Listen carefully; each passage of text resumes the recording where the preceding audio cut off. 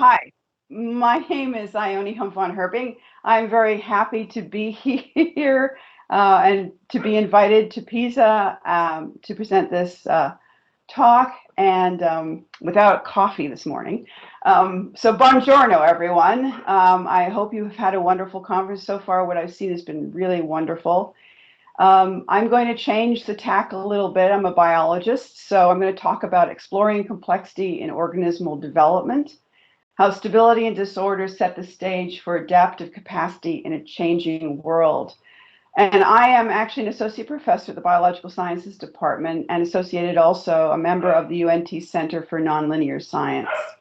So most of you don't know me, and so I thought I would introduce myself a little bit. And can you see all the slide? Can you see the slide change? Yes? Slides are visible. Yeah. Okay. So I'm actually a marine scientist in the biological science department. And my mission really is to develop new tools and approaches to investigate the plasticity or complexity of developmental programming in organisms in response to global stressors. And most of my work has been on fishes, the various fishes you see here. Some are commercial, some are important, and some are model organisms like zebrafish. But I have occasionally strayed into mammals and developed a new probiotic for the treatment of a human disease called PKU. Recently, I've had a student in my lab who will speak next, April Pease, who has brought in plants in my lab, particularly lentils, and she'll be talking quite a bit about lentils, and I'll talk a little bit about it as well with respect to biophotons, but I thought I'd just tell you who I was. So some of my interest, my concepts of interest are that all living organisms are in a dynamic balance between organization and disorder as they undergo renewal through processes such as development and regeneration. Most of the biology that has been done to date since the discovery of DNA in the 1950s has been a reductive or bottom-up approach. So we understand how the interplay between organization and disorder maintains homeostasis. And that has mostly been obtained from data gathered from biochemical and energetic or metabolic product exchanges. What is really needed right now, and why I'm part of the UNT Nonlinear Science Group, as well as here at this conference, is a top-down approach to understand how information is processed and how computation is carried out among cellular networks and their surrounding local, cellular, or global ecological environments. So I'm really interested in exploring the patterns of complexity in developing organisms. We assert here that the stable yet dynamic society of a developing organism, that is an animal embryo or plant seedling like a lentil, may be driven by the interplay between two patterns of complexity. One, self-organization or non-crucial events, also called fractional Brownian motion, FBM, and two, crucial events, defined as events that determine the efficiency of information exchange. So it's a pattern between these two that I'm investigating with respect to developing organisms. And I hope you'll be able to see this. These are one of the things that a great mentor of mine, Scott Gilbert, said is that multi-organisms do not spring forth fully formed. Rather, they arise by a relatively slow process of progressive change that we call development. So on the left, you see this is a zebrafish embryo, and this is a lentil seed, and I hope it plays. It may not. Here, I'm going to turn it off. So it's remarkable that from a single cell, multicellular organisms develop. And what I'm really interested in is the communication among the cells as they develop into an embryo. So I'm going to start the lentil as well. Hopefully it will start here. There's some music associated with it. And the lentil actually sprouts a taproot, or it's a radical initially that goes down, and you're actually seeing the plumule, what will become the shoot, and the photosynthesizing first leaves of the lentil. But below the soil is the taproot. And I'm gonna come back to that taproot toward the end of this presentation. So development truly is remarkable, whether you're observing an animal like a zebrafish embryo or a lentil seed germinating. So some of the questions I'm interested in are specific to cell communication. The first is to do with morphogenesis. How does a developing embryo self-organize into structural patterns, tissues, organs, using information from its own cells? I'm interested in cell-to-cell signaling. How do living tissues store and process information using either animal models like the zebrafish or seedlings like the lentil? I'm interested in cell-to-cell communication, and particularly a new type of communication. Well, actually, it's not new. It's almost 100 years old, but we're now recognizing it, and that's called bioelectrical signaling, or biophotons, as a way for cells to communicate and compute as they make decisions whether to build or remodel. And finally, complexity. Do understanding all these concepts, these three different concepts I'm interested in, help elucidate underlying patterns of biological complexity, especially of nonlinear causal relationships or emergent properties? And those emergent properties are part and parcel of development and developing organisms. So as I said, most of biology to date has been based on biochemical understanding, of a really reductive understanding down to the molecular or the biochemical basis of communication.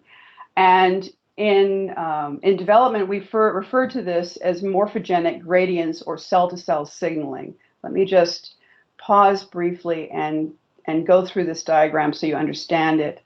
So this is the amount of a morphogen. A morphogen is simply a biochemical molecule which, through cellular reaction to fusion, results in different concentrations producing a morphogenic gradient. So here is your source of morphogen. It's just a biochemical, it's usually a protein called a transcription factor that generates a gradient. And as you move away from the source of that gradient, you actually decrease the concentration. And each of these concentrations are actually referred to as thresholds. So the different concentrations of morphogens or biochemicals trigger differential gene expression, which goes on to determine different cell types. This has been historically how we have understood how tissues and cells differentiate, through different concentration gradients that trigger gene expression. However, this is a fairly slow process, as I said, from a bottom-up approach. So I'm looking at sort of moving into a more top-down approach. And so, in a recent paper that I published with Paolo Grigolini, as well as Lucio Tonello, Maurizio Benfato, April Pease, my student, we suggested that along with a morphogenic gradient, which is a biochemical gradient, there is also an information gradient that moves in an opposite direction. And this is sort of a top-down perspective. So you have a biochemical morphogen secreted from a cell, which is green, and forms a concentration gradient that decreases with distance from the source, green arrow. Dashed lines, these are lines here, represent potential threshold points that result in gene expression leading to cell differentiation. The red arrow here represents a possible information, or what I also refer to as an entropic gradient, which flows in the opposite direction to the morphogenic gradient. And so we have a bottom-up sort of reductive molecular approach, and we have at the same time, on top of that, a top-down or information gradient approach. So if you conceive of this going on in cells in that developing zebrafish embryo or the lentil, all occurring at the same time, causing changes in development, then you sort of get an epigenetic landscape. So each of those cells is undergoing, so this is a network of N genes in an N-dimensional state space. So some of those cells undergoing differentiation in the embryo exposed to both the biochemical and entropic gradient. Some are unstable. They are actually in a transient state of development. Others are in the troughs of this epigenetic landscape. they're stable, they are mature cell type. So you can actually, this is a dynamic sort of landscape where you've got cells at different stages of stability and disorder, actually, stability or disorder, generating their tissues. This is sort of adapted from remarkable biologist called Waddington in 1969, who actually conceived of this idea so long ago. And now it's coming to fruition, really. So if you conceive of all these cells interacting and working together in different, basically stability states, you actually can create what is called a morphogenic field. And a morphogenic field can be described as a group of cells whose position and fate are specified with respect to the same set of boundaries. Thus, a field of cells will give rise to its particular organ, forelimb, eye, heart, etc., even when transplanted. So this idea of a field actually driving development versus a reductive biochemical gradient driving development, or perhaps the two co-occurring, is remarkable. So remarkable that these fields are actually coherent.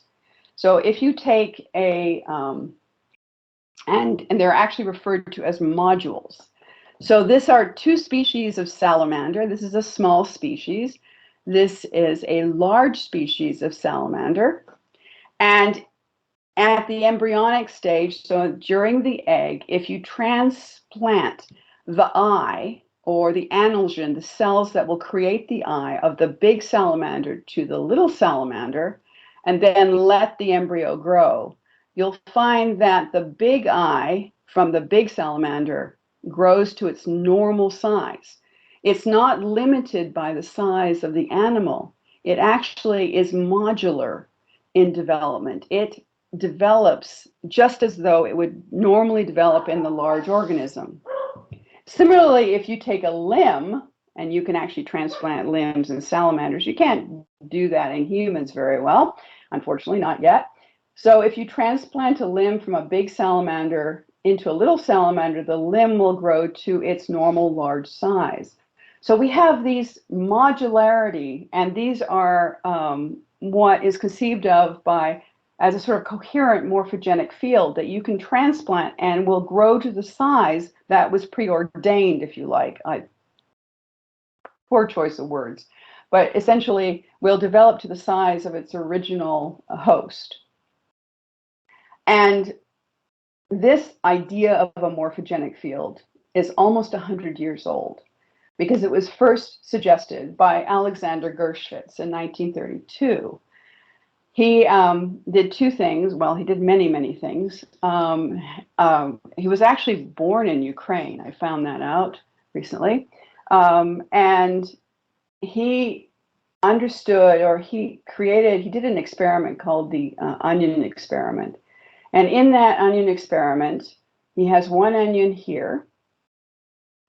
And the root of that onion, which is dividing mitotically, and I'll talk a little bit about that in a minute, is perpendicular to another root that is also dividing mitotically.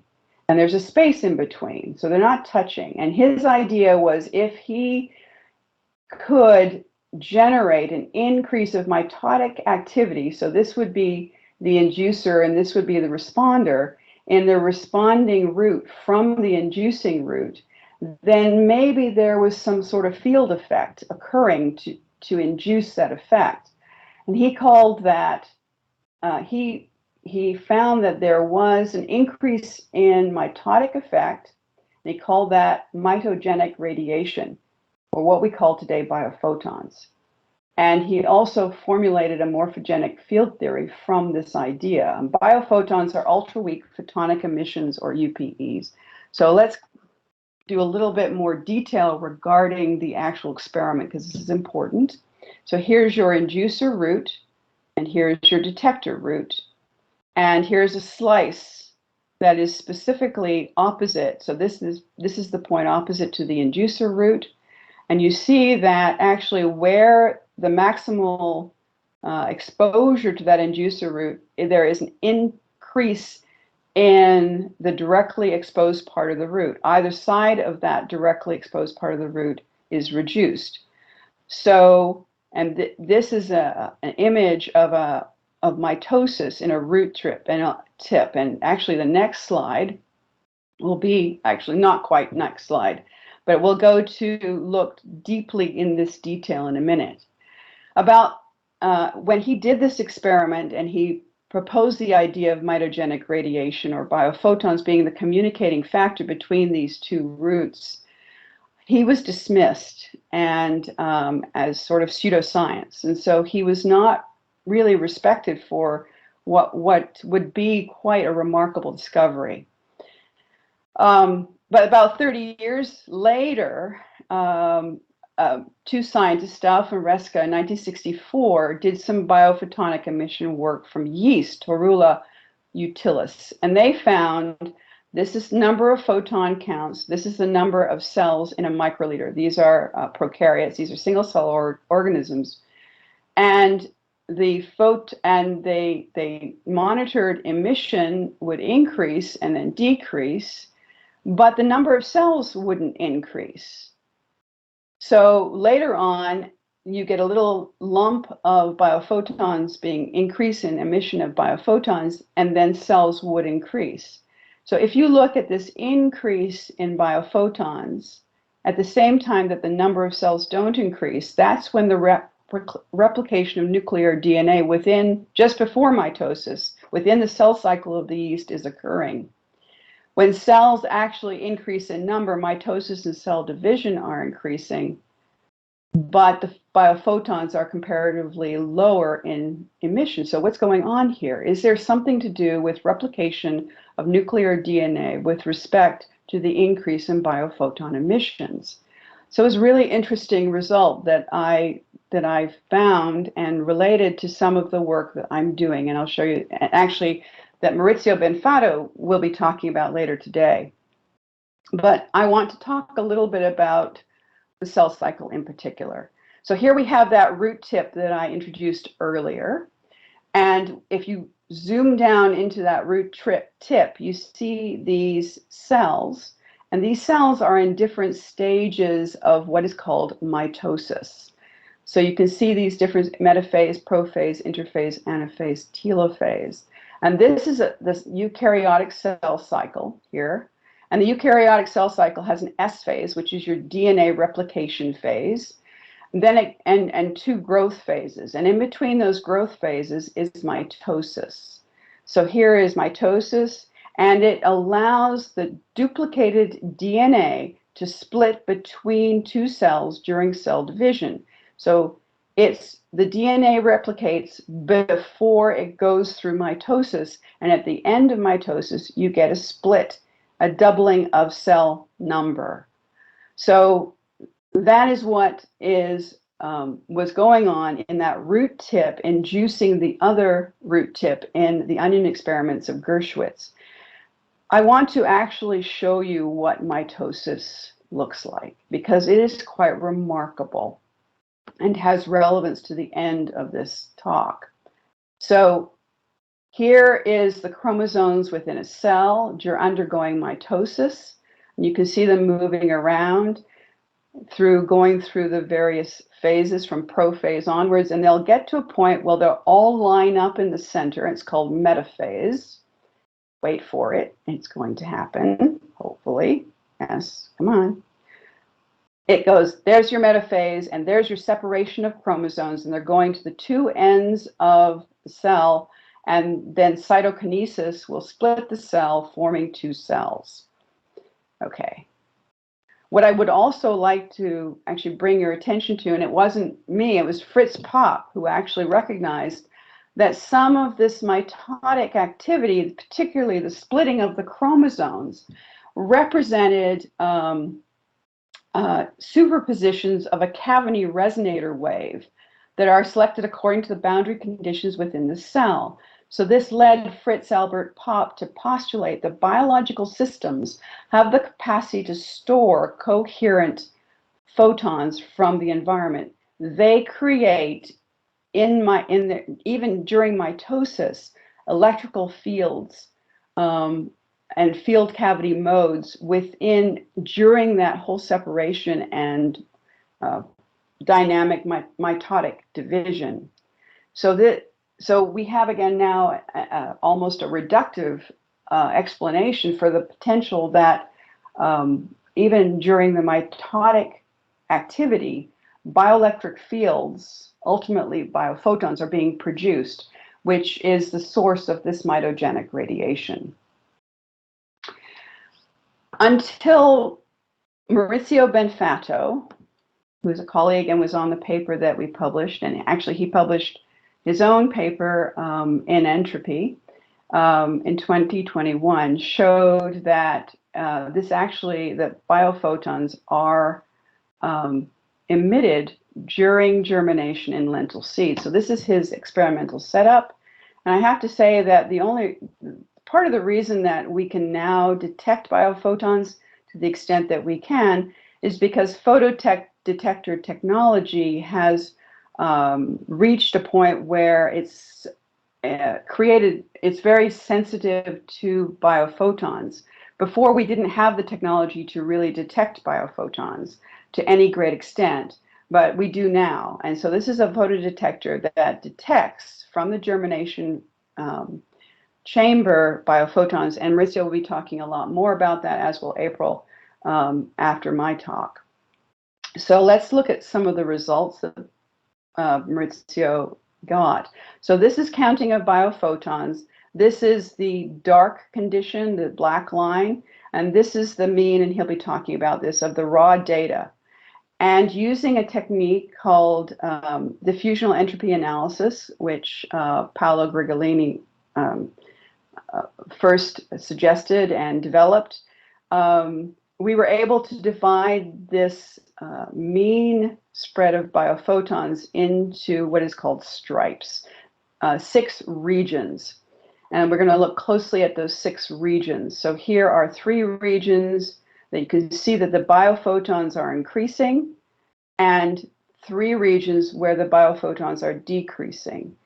At this point here, the seed, as in the lentil seeds, have not yet sprouted a tap root. They have not yet truly germinated.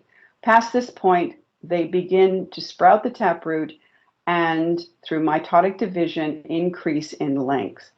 So if we then are able to go back to that yeast experiment, which suggested that during the nuclear replication stage, or DNA replication, you got an increase in biophotons, and during the actual cell division, you got a decrease in biophotons. There could be a comparative correlative relationship in the biophoton experiment of lentil seeds. And so this, along with my co-authors, allowed me to present this image.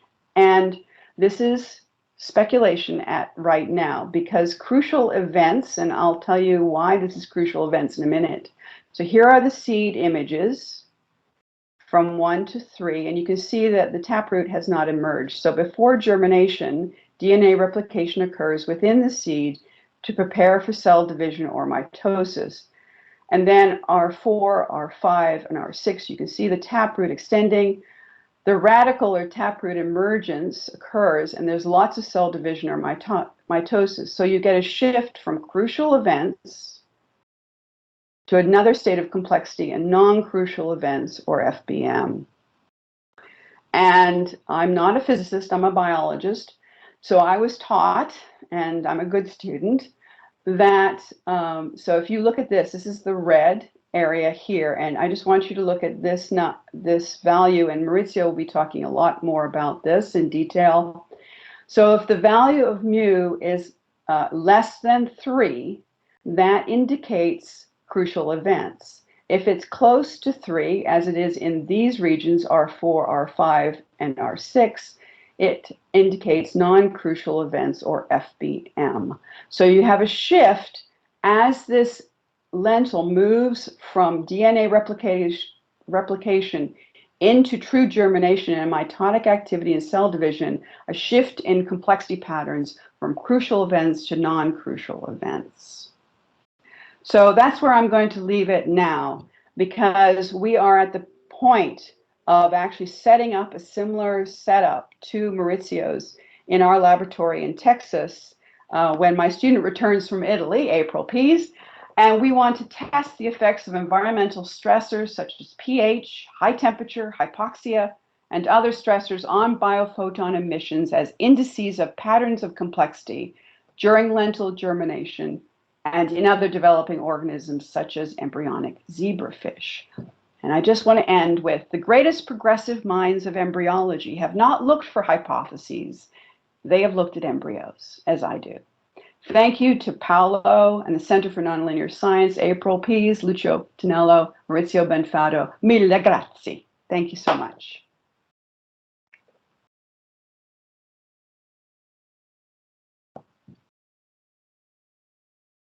That's the end. Hello? Okay, thank you very much, Jon. There are questions?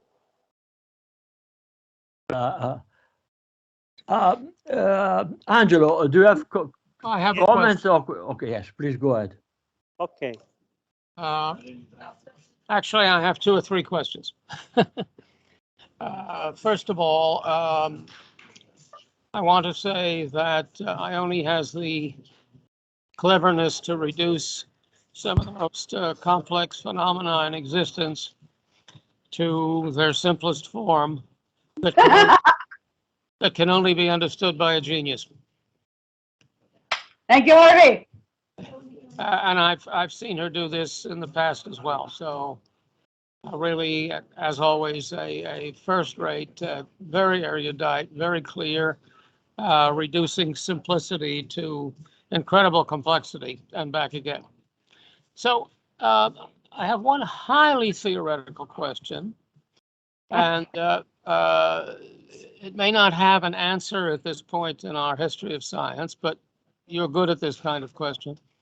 I am wondering, this mitotic process that you see in plants and animals, I wonder whether it can be seen in development altogether. Let's say in the human development of organizations, in which complexity increases, but it's call it germinating. That's probably wrong, but it's instantiating. Its initial movement has a mitotic character, in which, as I've seen you done in the past with your lectures, you show first the overall expansion of the phenomenon and then its splitting.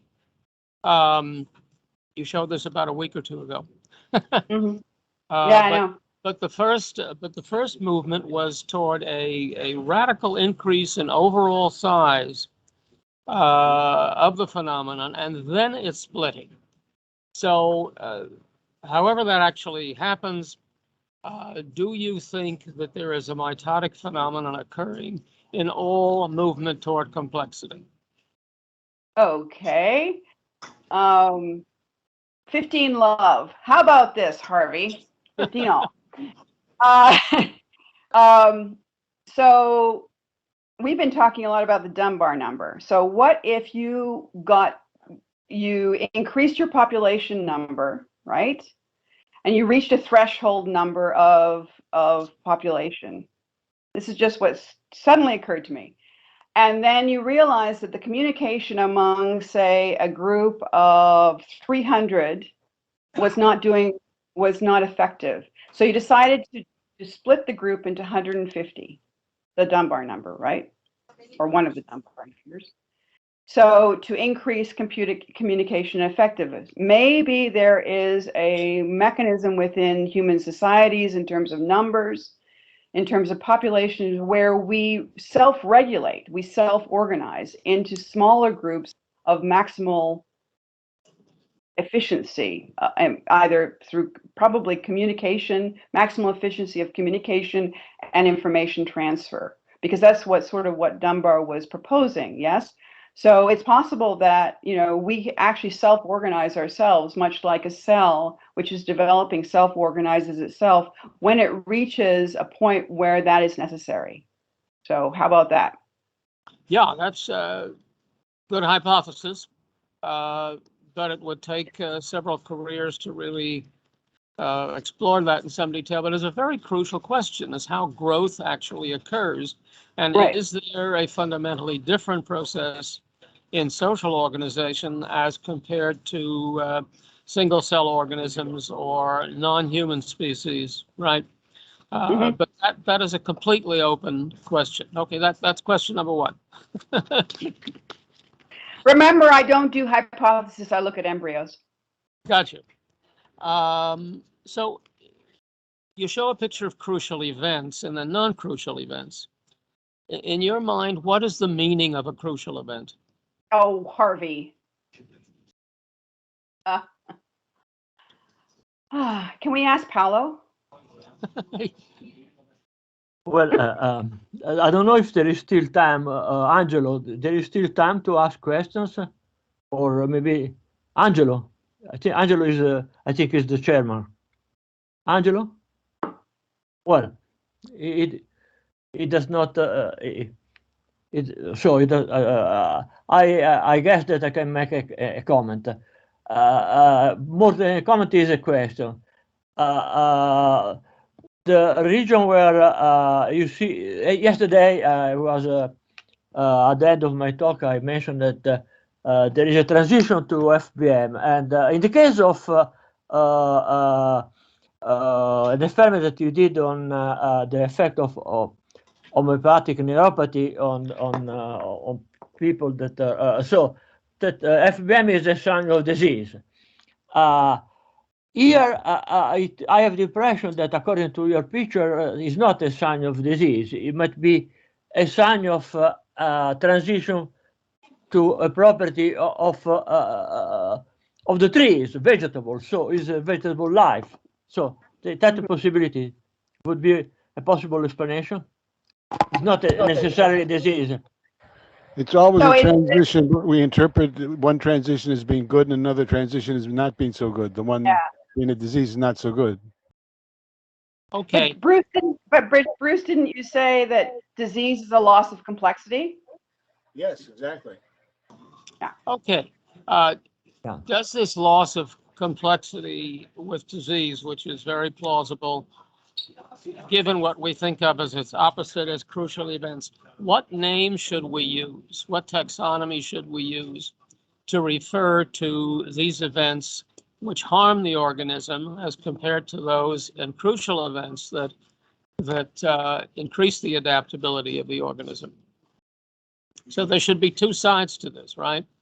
And what is the Well, not negative side to necessarily. It's not necessarily duality, Harvey. Maybe it's not duality. Maybe it, just as Bruce said, it's not. We tend to want to put it into a good or bad, disease, health, etc. It may not be that.